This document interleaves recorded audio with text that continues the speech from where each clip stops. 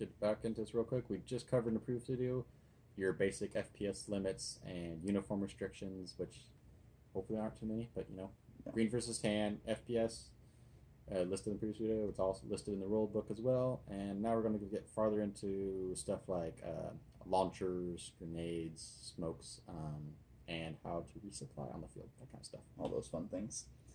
So for guys, for launchers and stuff, they need to be a RPG-7, AT-4, M72, so on and so forth. You are only allowed to carry a single heavy weapon. So if you are a heavy weapon specialist or you sign up as a heavy weapon specialist, you can have one on you. You cannot carry more than one. And you are allowed to have 12 grenades or rockets for that weapon on your person. Important distinction is also that launchers also include M203s or GP25 underslung grenade launchers. So you can't have an underbarrel grenade launcher and an AT4. Exactly. One or the other. Exactly. So like I said, you have 12 of them, up to 12 of them on your person. Your engagement distance for these weapons are 100 feet. So I said, don't shoot them at people if you're not a good little distance away. We don't want anybody getting hurt or catching one in the head and putting somebody's lights out type thing. All launchers and everything must be inspected by staff and approved before use on the field. Don't just bring your stuff and sneak it out there and think it's okay to use, because we will get you off the field quickly if we find out that you've done that. The projectiles need to be either soft-tipped or foam projectiles.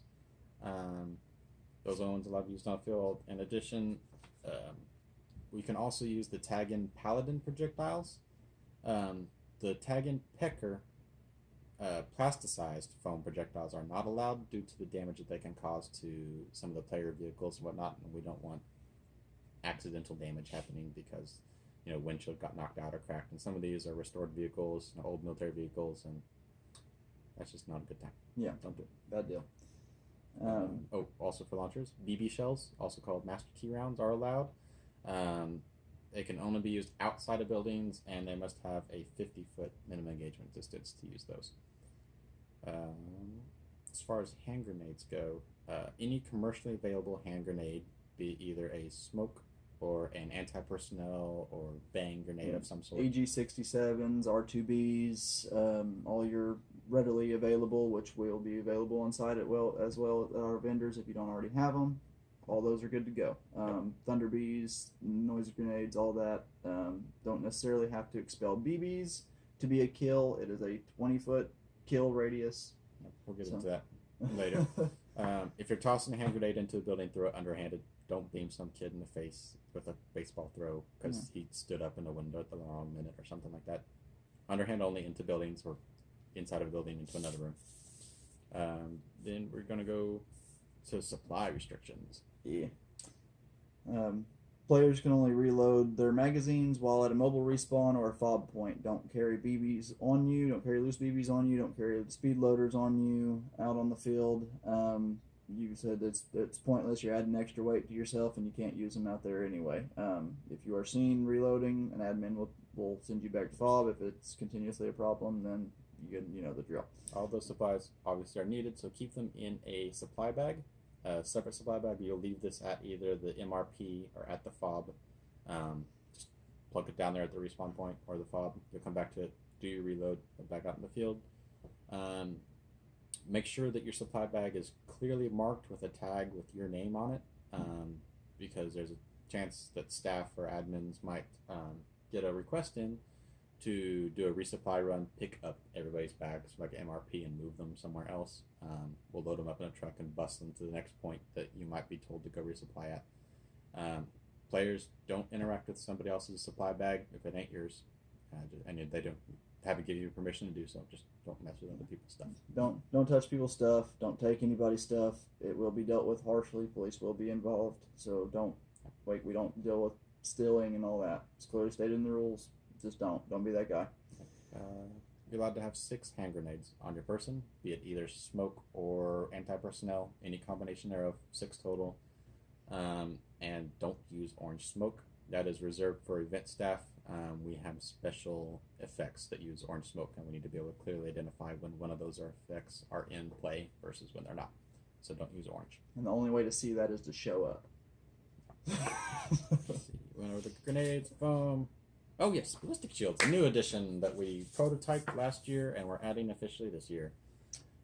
I'll let you handle this because this is one of your guys' thing. So for those of you that know my team and everything, the Oklahoma Jaegers, we have a gentleman that actually likes to go Frankenstein with some stuff and make some stuff. Well, he actually made a custom ballistic shield. We are now allowing them at the event. Now, in order for them to be a quote unquote okay or a good shield to use, they must weigh at least 20 pounds. They need to cover more. They have to cover more than at least the width of your body. So they have to be wider than the width of your body, and they have to be able to cover farther from more than your neck, than from your waistline to your neck. So you can't have a tiny little piece of plywood that you've cut out and put handles on, and added some weights to, and calling that a shield. That's not what we're talking about. It actually has to be a thought out design that is a legitimate, custom ballistic shield. You've got to have them approved by game staff. So if you show up with one, bring it by one of us first before the game on and get it checked out. If we reserve the right in time to deny use of one of these if we feel like it doesn't meet up to the intent of the rules. And that includes mid-game if it's becoming a problem, or if there's a lot of complaints, or people aren't acting right with them at any point. If you're told that it's no more, that's it. Okay. Beyond that, as far as how it affects play, the shield is considered bulletproof. As long as BBs are hitting the shield, the player is not eliminated. If the player takes fire from behind and gets shot behind them, that's still a clear elimination. Mm-hmm. If a grenade is tossed in the immediate kill vicinity, per rules stated later on, grenades still count to kill the person. An anti-tank will still kill the person if you get shot with an RPG and you're carrying just a little ballistic shield, you're dead. Yeah. And the rest of those usual methods. But you are not a juggernaut. You just got something that'll keep the BBs from getting you, as long as you're not getting shot in the legs or in the back or in the sides. So if a BB hits you, you're still eliminated. If you get hit with a tank round, grenade, anything like that, landmine, whatever, done. Okay. I think that about covers it for all of our equipment stuff.